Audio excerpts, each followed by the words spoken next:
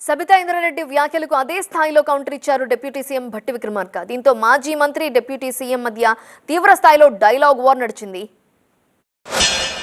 గౌరవ ముఖ్యమంత్రి గారు ఎంజాయ్ చేస్తున్నారు. ఇప్పుడు మాట్లాడుతుంటే గుండె మీద చేసుకొని చెప్పాలి అధ్యక్ష. ముఖ్యమంత్రి గారు కూడా ఆ రోజు నేను అక్కగానే ఆశీర్వదించిన, ఆ రోజు పార్టీలోకి వస్తున్నప్పుడు ఒక అక్కగా ఆశీర్వదించిన, బాబు నువ్వు చాలా పెద్దగా ఎదుగుతావు, ఈ రాష్ట్రానికి ముఖ్యమంత్రి అవుతావు, రాయి పార్టీలకని ఆహ్వానించిన నేను. ఈరోజు మరి నన్నెందుకు కక్ష తీర్చుకుంటున్నాడో నాకు అర్థమైతలేదు. ప్రతిసారి ప్రతి అసెంబ్లీలో ఒక్క నిమిషం ఆగండి చెప్పనియండి. ఒక ఆడబిడ్డ బాధ అవుతుంటే వినే స్థితిలో లేరా మీరు?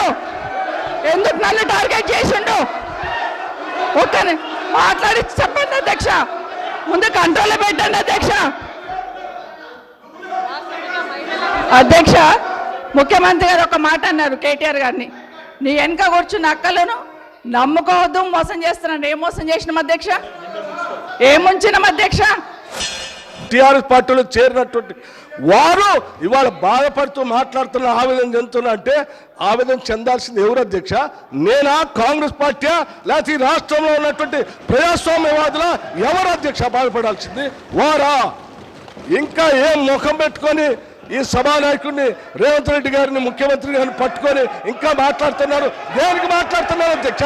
ఏం చేశారని, ఏం గొప్పలు సాధించారని, ఏం చేశారని?